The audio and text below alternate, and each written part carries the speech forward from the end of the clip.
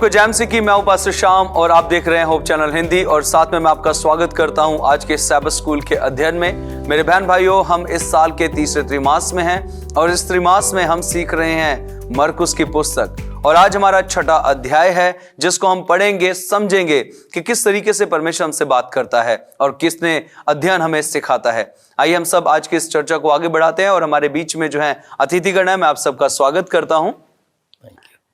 मैं pastor are Bharti. मैं Elizabeth Bharti. मैं पास्टर पीएम लाल। मैं पास्टर सुरेंद्र सिंह। यह समय है कि हम आज के अध्ययन की शुरुआत में जाएंगे और प्रार्थना करेंगे। हमारे महान पिता, इस वक्त हम अपने जीवनों को तेरे पवित्र चरणों के पास लाते हैं और प्रार्थना करते हैं प्रभु, तो हम सबके साथ होना, इस अध्ययन को समझने, पढ़ने और में हमारी मदद करना, ताकि प्रभु ये वचन हमारे जीवनों के लिए आशीष बन सकें। प्रभु यीशु के नाम से मांगते हैं, आमीन आमीन। जिस तरीके से हम पढ़ रहे हैं, ये हमारा छठा अध्याय है, मरकुस की पुस्तक हम पढ़ रहे हैं और मरकुस की पुस्तक के अंदर जो आज का शीर्षक है वो है भीतर से बाहर। ये एक ऐसा शीर्षक है, हम देख सकते हैं कि भीतर से बाहर ऐसी क्या बात है जो इसको शीर्षक दिया गया है। जब हम आज का याद वचन पढ़ते हैं जो हमें मिलता है मरकुस उसके 7वें अध्याय के 15वें वचन में, जहां पर लिखा हुआ है, ऐसी कोई वस्तु नहीं जो मनुष्य में बाहर से समाकर उसे अशुद्ध करे, परंतु जो वस्तु मनुष्य के भीतर से निकलती है वही उसे अशुद्ध करती है। ये जो है ये प्रतिबिंब है इस वचन का, जो बताता है कि भीतर से जो बाहर आती है वही चीज मनुष्य को जो है अशुद्ध करती है। प्रभु यीशु मसीह, जिस तरीके से हमने देखा था कि वचन आगे बढ़ रहे हैं, प्रभु यीशु मसीह अपनी यात्रा को आगे बढ़ा रहे हैं। 7वें अध्याय के अंदर हम पहुंच चुके हैं। 7वें अध्याय के अंदर प्रभु यीशु मसीह एक ऐसी जगह पर आते हैं जहां पर वो लोगों को वचन सिखाते हैं और जहां पर सिखाते हुए वो सुर और सैदा में पहुंचते हैं, जहां पर प्रभु यीशु मसीह कुछ गूढ़ बातों को बताते हैं। यहां पर एक घटना आती है और ये घटना एक स्त्री के विषय में है जो यीशु मसीह से बहस करती है, लेकिन वो जीत जाती है। देखिए, ये जो चीज है ये बड़ी खूबसूरत है कि जहां यीशु मसीह, और ये पहली स्त्री है जो जीतती है, जिसने अपने आप को सुसमाचार के और इस प्रचार के अंदर यीशु मसीह से बहस करके जीत लिया। क्यों? क्योंकि उसे आशीष चाहिए थी और प्रभु यीशु मसीह उसे उस आशीष को देता है। और वचन कहता है कि जब हम इसको आगे पढ़ते हैं और जिस तरीके से हमने देखा कि जो चीजें मनुष्य के अंदर से निकलती हैं वही क्या करती हैं, उसे अशुद्ध करती हैं। आगे वचन देखते हैं कि जिस तरीके से हम पढ़ते हैं, इस अध्ययन के अंदर जाते हैं, कुछ परंपराएं वहां पर चल रही थी, जो मानवीय परंपराएं थी, जो मानवीय जो शिक्षाएं थी उनके विषय में। और वहां पर प्रभु यीशु मसीह उनसे बात करता है कि तुम लोग जो हो मानवीय परंपराएं तो बता रहे हो, लेकिन उसके साथ जो परमेश्वर की आज्ञा है उसको दबा रहे हो। मानवीय परंपराओं को तुम ऊपर करते हो। और अगर हम वचन पढ़ते हैं यहां पर उसके अध्यायों के अंदर 7वें अध्याय का 1 से लेकर 13वें वचन में पढ़ें, यहां पर इन विषयों के ऊपर जो है प्रकाश डाला गया है। अगर हम इसके 6ठे वचन पर ध्यान देते हैं, कहते हैं, उसने उनसे कहा, यशायाह ने तुम कपटियों के विषय में बहुत ठीक भविष्यवाणी की, जैसे लिखा है, वे लोग होठों से मेरा आदर करते हैं पर उनका मन मुझसे दूर रहता है। क्यों? क्योंकि उन्होंने जो कार्य किया, मानवीय शिक्षाओं को, मानवीय जो परंपराएं थे उनको आगे रखा। जिस तरीके से हमने पिछले अध्यायों में पढ़ा कि उन्होंने शिक्षाओं को इतना बोझ डाल दिया था कि मनुष्यों को मानना उसके लिए बोझ बन चुका था। जिस तरीके से हम देखते हैं, हमने पिछले लेसन में अध्ययन के अंदर इसको ऊपर ध्यान भी डाला है। जब सब्त की बात आई तो उन्होंने कहा, क्यों तेरे चेले जो है वो बाले तोड़ते हैं और उसको खाते हैं। और यीशु मसीह ने कहा कि किस तरीके से उसने दाऊद का उदाहरण देकर उनको बताया और ये बताना चाहा कि जो आज्ञाएं हैं इनको हमें हल्का रखना है, बोझ नहीं डालना है। और हम देखते हैं इसी तरीके से मनुष्य ने जो परंपराएं थी, जो वहां के ट्रेडिशंस थे, जो वहां की चीजें थी, जो कुछ टाइम बीन के लिए उन तक ही ठीक थी, लेकिन उन्होंने उसको धर्म शिक्षा करके उनको सिखाना शुरू किया था। जी पास्टर जी। पास्टर श्याम, जैसे अभी आपने बताया कि हम इस समय मरकुस की किताब उसके 7वें अध्याय से सीख रहे हैं जी। और खास करके उन बातों के बारे में सीख रहे हैं कि जो इंसान को शुद्ध या अशुद्ध करती हैं। और अगर हम आज के पर्चे को पढ़ते हैं तो उसमें बताया गया है कि हम उन बातों के बारे में नहीं जो मूसा नबी ने खान पान से संबंधित बातें हमें बताई हैं। जी। लेकिन हम यहाँ पर इंसान के सोच विचार की बात यहाँ पर जो आज कर रहे हैं कि वो बातें जो इंसान के अंदर से निकलती हैं, जो दिल से निकलती हैं, वो इंसान को जो है अशुद्ध करती हैं। लेकिन वो सोच विचार जो बाहर से आता है वो इंसान को जो है अशुद्ध नहीं करता है। और यहाँ पर जो है जैसे अभी आपने पढ़ी 7वें अध्याय की और 15 आयत में कि कोई भी वस्तु नहीं जो मनुष्य को बाहर से आकर के अशुद्ध करे, बल्कि जो वस्तुएं यहाँ लिखी है कि जो अंदर से आती हैं वो ही इंसान को जो है वो अशुद्ध करती हैं। तो यहाँ खास बात परमेश्वर जो है वो हमारे दिल से संबंधित हमारे सोच विचार की बात कर रहा है कि हम जो कुछ सोचते समझते हैं उससे ही हमारा जीवन जो है शुद्ध या अशुद्ध होता है।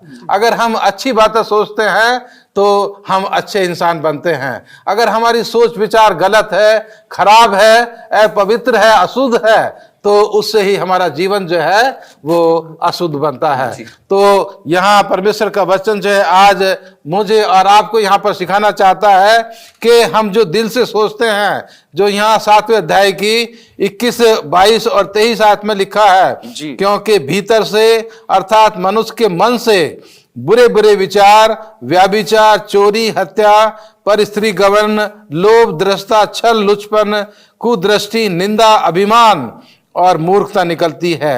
ये सब बुरी बातें भीतर से निकलती हैं और मनुष्य को अशुद्ध करती हैं। लेकिन हमारे दिल से जो सोच विचार हम सोच विचार करते हैं और वो बाहर आती है, उससे जो है हमारा जीवन जो है वो शुद्ध बनता है। यानी कि हमारा अशुद्ध और अशुद्धपन जो है वो हमारे दिल के ऊपर निर्भर करता है कि हम अपने मन में कैसी बातें सोचते हैं और उसी से हमारा जीवन अच्छा या बुरा बनता है। जी बहुत बहुत धन्यवाद पास्टर जी आपके इन विचारों के लिए। प्रिय दर्शकों, हमारे विचार ये विमर्श यूं ही चलते रहेंगे, आप कहीं मत जाइएगा। मिलते हैं आपसे एक छोटे से ब्रेक के बाद।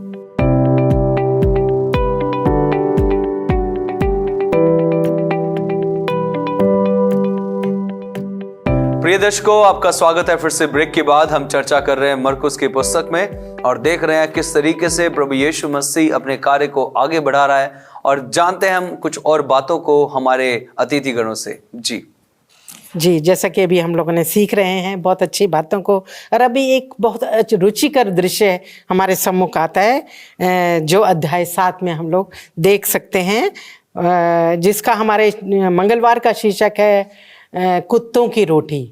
जो ये एक बहुत ही अच्छा अध्याय है। यहाँ पे वर्सेस दी गई हैं। पास्टर, हम देखते हैं कि यहाँ पे जो वो स्त्री से थोड़ा वाद विवाद और जो बहस होती है वो हम देखते हैं कि स्त्री किस तरह अपने अधिकार से प्रभु से अपनी बात को पूरा करवाती है। आइए देखते हैं, मैं थोड़ा सा पढ़ना चाहूंगी। फिर वह वहां से उठकर 24 वर्ष से पढ़ रही हूँ।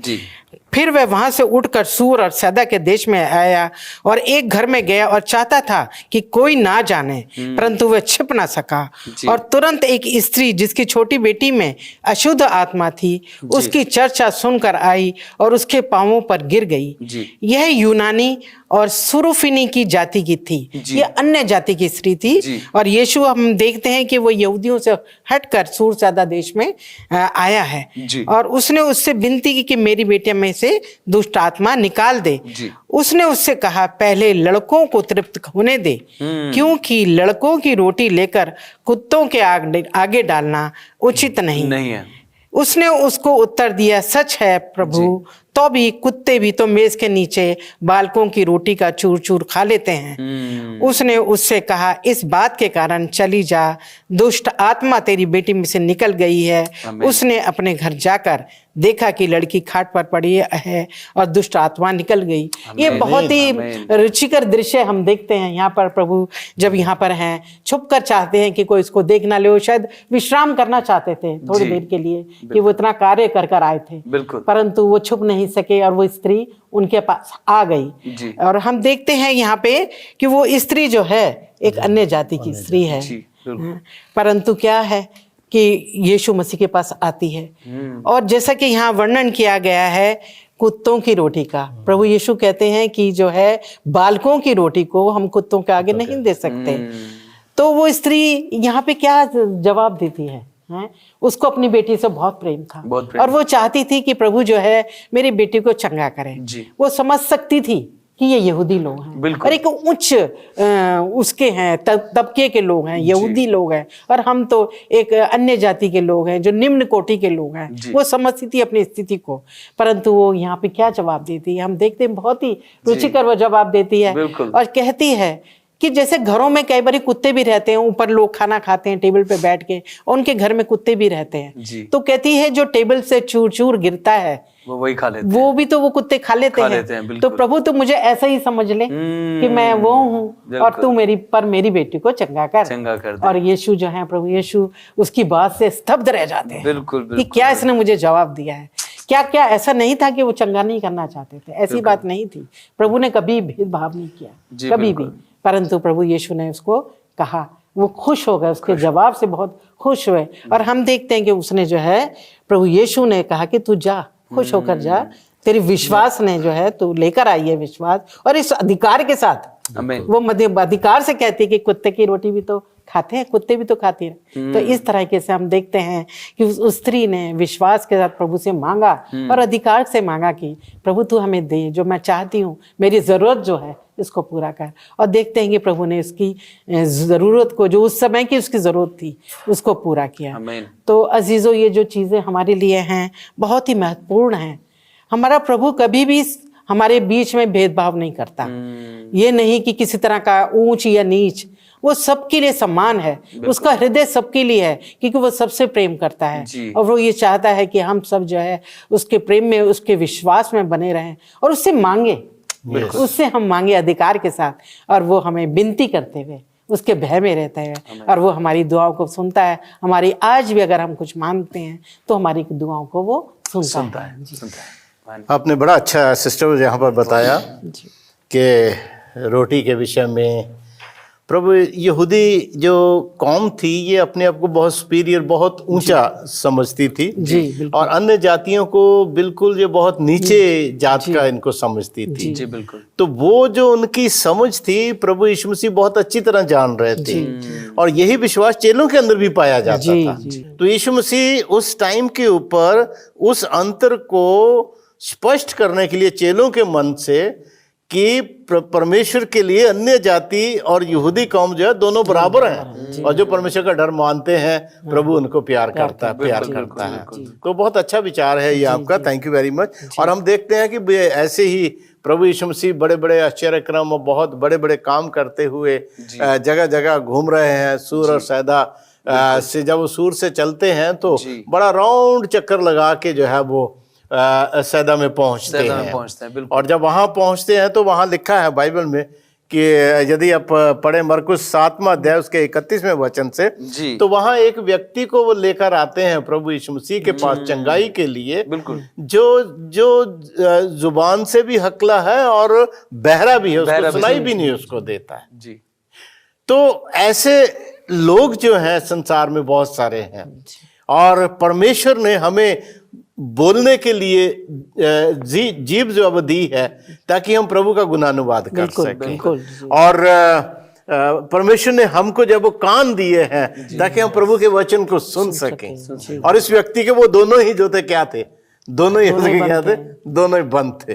तो परमेश्वर ने जब प्रभु यीशु मसीह के पास लेकर आए, प्रभु यीशु मसीह को उन्होंने कहा कि तू इसे चंगा कर, तो यीशु मसीह ने उसके कानों में दोनों उंगलियों को डाला और उसकी जीभ को उसकी को छुआ और उन्हें थूका और उसको जो वो चंगा उन्होंने किया।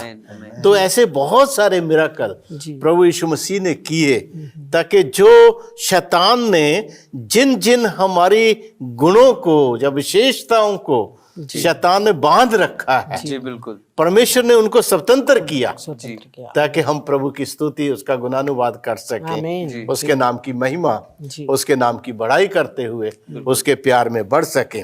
तो यहाँ लिखता है कि जब प्रभु यीशु मसीह ने उसके कानों में उंगली डाली तो उसने लिखा है, स्वर्ग की ओर ध्यान देकर यीशु मसीह ने उससे कहा इफ्ता। इफ्ता का मतलब खुल जा, खुल जा। ये जब यूनानी शब्द है, ये खुल जा। और बाइबल में लिखता है कि उसके कान खुल गए और उसकी जीभ की गांठ भी जो है वो खुल गई। आमीन। और जब जीभ की गांठ भी खुल गई तो वो साफ बोलने लगा। जी बिल्कुल। क्या बोलने लगा? वो प्रभु की स्तुति स्तुति करने करने लगा, लग गया, उसके नाम की महिमा, उसके नाम की आमीन। बढ़ाई जो है वो करने लगा। आमीन, आमीन। तो ये जो आशीषें हैं परमेश्वर की, जो चंगाई की आशीषें प्रभु ने हमको दी हैं, ये हमारे लिए बहुत ही ज़रूरत है और इनके द्वारा प्रभु की स्तुति और उसकी महिमा होनी चाहिए। लेकिन समय समय के ऊपर शैतान जो है वो हमले करता है और वो हमले करके हमको जो है वो इस स्थिति में पहुंचा देता है कि हम अपने शरीर के उन अंगों को प्रभु की महिमा के लिए इस्तेमाल ना कर सके। लेकिन प्रभु यीशु मसीह ने उसको चंगा किया और वो इस कार्य को कर सका कि प्रभु की महिमा करने पाए। बहुत बहुत धन्यवाद पास्टर जी इन विचारों के लिए। आप प्रिय दर्शकों, हमारे विचार यूं ही चलते रहेंगे, आप कहीं मत जाइएगा। मिलते हैं आपसे एक छोटे से ब्रेक के बाद।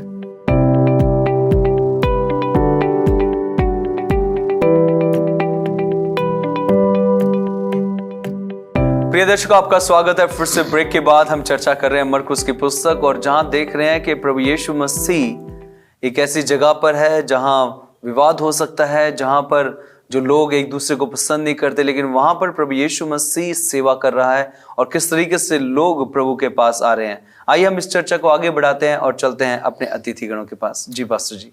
शुक्रिया पास्टर श्याम।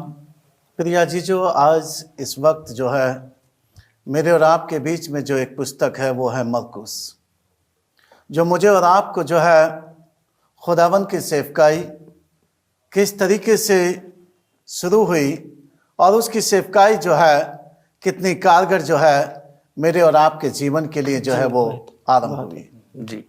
और खुदावन ने जो है अपनी सेवकाई के चलते बहुत से ऐसे कार्य किए, बहुत से ऐसे अद्भुत और आश्चर्य काम किए जो लोगों की सोच और समझ से जो थे बहुत परे थे। जी। और लोग जो थे उस पर विश्वास यकीन नहीं कर पा रहे थे। जी।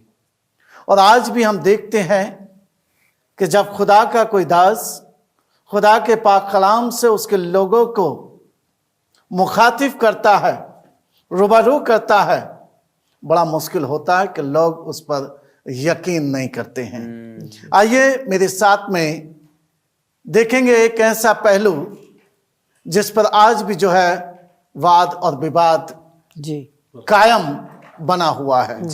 मरकुस की पुस्तक उसका 8 बाब और उसकी 11 से 13वीं वर्ष में इस प्रकार से बताया है जी। कि फरीसी लोग जो थे वाद और विवाद कर रहे थे।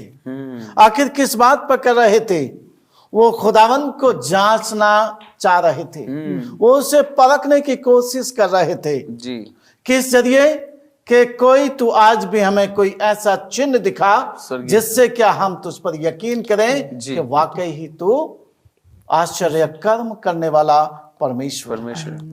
लेकिन आगे बताया है कि उसमें कि उसने 12वीं वर्ष में कहा है कि अपनी आत्मा में आहा करके जो है अफसोस किया कि इतना सब कुछ करने के बावजूद भी आज भी ये फरीसी लोग उसी नाव में बैठे हैं जिस नाव का जो है रास्ते का पता ही नहीं है।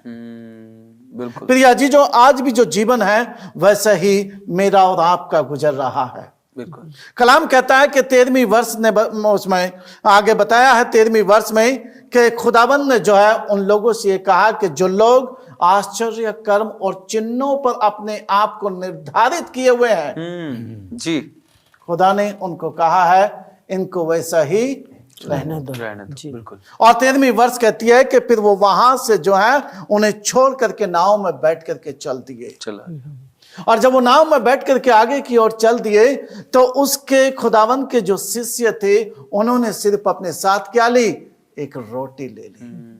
जो आज का जो हमारा शीर्षक है वो एक रोटी के ऊपर निर्धारित किया गया है। और बताया है कि जब उनके शिष्यों में आपस में बातचीत हो रही थी तो वो आपस में क्या कर रहे थे? खाना फूसी कर रहे थे। मतभेद हो रहा था उनमें। अरे हमारे पास एक ही रोटी है, कैसे एक दूसरे का पेट भरेंगे? लेकिन प्रभु यीशु ने उनसे क्या कहा? आप जो है उन लोगों की तरह मत सोचो। किन की? जो कलाम में बताया फरीसियों के खमीर की तरह। उनमें ना मिक्स हो। हेरोदेस की तरह मत सोचो, जो आज भी जो है क्या है, खुदा के कलाम पर यकीन नहीं, बल्कि वो अपनी ही बातों पर, अपनी ही चालों पर ज्यादा ईमान और एतबार रखते हैं। क्या तुम्हें नहीं मालूम है कि मैंने 5 रोटी से और 2 मछलियों से 5000 लोगों को खिलाया था? कितनी बच गई थी? 12 टोकरियां बच गई थी। क्या तुम्हें उस बात को नहीं पता है कितनी मैंने 4000 लोगों को कितनी रोटियों से खिलाया? केवल 7 रोटियों से खिलाया था। और कितनी बच गई थी? 7 बच गई थी। और यहां पर कहा है, आखिरी वर्ष में बताया, इसमें 20वें और 21वें वर्ष में कहा, और जब 4000 के लिए 7 रोटियां थी तो तुमने टुकड़ों के कितने टोकरे भरकर जो है उठाए थे? उन्होंने उससे कहा कि 7 टोकरे उठाए थे। और उसने उनसे कहा, क्या तुम अभी भी नहीं समझ पाए? आज भी खुदा के कलाम को जो है लोग नहीं समझ पाते हैं, खुदा की सच्चाई को नहीं समझ पाते हैं। लेकिन राजा दाऊद कहता है, धन्य है वो लोग जो आज भी कहते हैं कि खुदा हम तेरे उपकार को नहीं भूल पाएंगे। आइए हम खुदा की तरफ बढ़ें और उसके उपकारों को ना भूलें, उसके चमत्कारों को ना भूलें। खुदा का नाम धन्य हो मेरे प्रिय अजीज। बहुत बहुत धन्यवाद पास्टर जी इन अच्छे विचारों के लिए। यहाँ पर हम बात कर रहे हैं कि किस तरीके से प्रभु यीशु मसीह शिक्षा दे रहा है लोगों को, किस तरीके से बता रहा है। अब यहाँ पर जब हम सब जितने भी प्रभु के वचन को पढ़ते हैं, सुनते हैं और चलते हैं, हम सब चेले हैं, तो यहाँ पर एक सवाल आता है कि प्रभु यीशु मसीह की जो शिक्षाएं हैं, क्या वो हमें पक्षपात सिखाती है? जी मैम, बहुत मैं आपसे अच्छा जानना चाहता हूँ। सवाल है पास्टर श्याम आपका, कि हम देखते हैं कि प्रभु यीशु का जीवन कितना साधारण जीवन उन्होंने जिया जब इस दुनिया में थे। बिल्कुल। और उनको यही इच्छा उनकी थी कि जो वो सुसमाचार दे रहे थे, जो वो स्वर्गीय राज्य के लिए बता रहे थे, उनकी उसकी तरफ लोगों को मैं ले चलूं, जो सुसमाचार उनका था उसकी तरफ ले चलूं। और वो जो है सभी के लिए था जी। वो यहूदी कौम ये सोचती थी ये सब हमारे लिए है, हमारे लिए ही है जो सब कुछ। और वो जो यहूदी कौम थी उस समय के लोग, वो जो है अपने आप का एक ऊंचे पदवी का और ऊंची ऊंची पोस्ट पदों पे थे वो लोग, और ऊंचा समझते थे। और जो दूसरी अन्य जाति के लोग थे उनको जो है वो बहुत नीच नजर से, नीचा तबके का समझ के उनके साथ अच्छा व्यवहार नहीं करते। हाँ, और प्रभु यीशु को इसका बहुत दुख होता था जब वो भीड़ को देखते थे, तो वो ये सोचते थे कि किस तरह ये भेदभाव है, किस तरह का ये पक्षपात इन लोगों के बीच में है। तो वो इस बात को जब हम देखते हैं कि यहाँ पे जो स्त्री का वर्णन है, हम पाते हैं कि जो वो स्त्री आती है अन्य जाति की और उसको वो चंगाई देते हैं, जब वो कहती अपने आप को मान लेती इस चीज को कि मैं तो कुत्ते की जो रोटी है जो गिरती है आपकी टेबल से उसको लेने के लिए भी तैयार हूँ। तो ये जो ये दिखाता है, और यीशु मसीह इसको चंगा करते हैं। ये नहीं कि यीशु मसीह ने उस बातें वो कायम रहे कि नहीं मैं तो यहूदियों के लिए आया हूँ या बेटे की रोटी क्यों दूं। बिल्कुल। वो ये जो वो बात नहीं रखते, बल्कि वो उन लोगों को सबको ये सिखाना चाहते थे कि मैं जो हूँ मैं सबके लिए आया हूँ इस दुनिया में, सारी दुनिया मेरी संतान है। 1-2 वर्सेस मैं आपके सामने पढ़ना चाहूंगी। प्रेरितों के काम की 17वें चैप्टर 17वें अध्याय की 26 वर्ष है, जिसमें इस तरह लिखा है, उसने एक ही मूल से मनुष्यों की सब जातियां सारी पृथ्वी पर रहने के लिए बनाई है, और उनके ठहराए हुए समय और निवास की सीमा को इसलिए बांधा है कि वे परमेश्वर को ढूंढे, कदाचित उसे टटोल कर पाएं, तो भी वे हम में से किसी से दूर नहीं। कितनी सुंदर वर्ष ये है कि परमेश्वर ने जो जातियां बनाई हैं वो किसी का भेदभाव नहीं उन्होंने रखा है, यहाँ पे सबको एक ही मूल से बनाया है। और एक वर्ष और जो मैं आपके साथ शेयर करना चाहती हूँ, जो कि 10 प्रेरितों का काम 10 की 34वीं आयत है, वो इस तरह है, तब पतरस ने कहा, अब मुझे निश्चय हुआ कि परमेश्वर किसी का पक्ष नहीं करता। प्रभु यीशु ने जो है अन्य जातियों को भी अपने जीवन में उनको दिया अधिकार कि तुम विश्वास के साथ आओ तो मैं तुम्हारा भी परमेश्वर हूँ। तो वो जो है हम लोगों के लिए आज भी हम लोगों के लिए है, और हमें ये शिक्षा देता है कि हम कभी पक्षपात ना करें, कभी किसी के लिए भेदभाव ना करें, बल्कि जो शिक्षाएं हैं हम एक दूसरे के साथ शेयर करें। हमारा व्यवहार उनके साथ प्रेम भरा व्यवहार हो, एक दूसरे की मदद करने वाला और एक दूसरे के ऊंचा उठाने का हमारा व्यवहार हो। यही हम लोग जो अपने जीवन में जो उन्होंने शिक्षा दी है उसको अपने जीवन में हम आने दें और उस पर व्यवहार करें, उसी पे चलें। आमीन। बहुत बहुत धन्यवाद मैडम आपका इन अच्छे विचारों के लिए, और धन्यवादित हैं आप सबका हमारे साथ स्टूडियो में जुड़ने के लिए। प्रिय दर्शकों, आपसे हम मिलते हैं अगले सैबथ स्कूल के लेसन में। तब तक आप सबको जय मसीह की।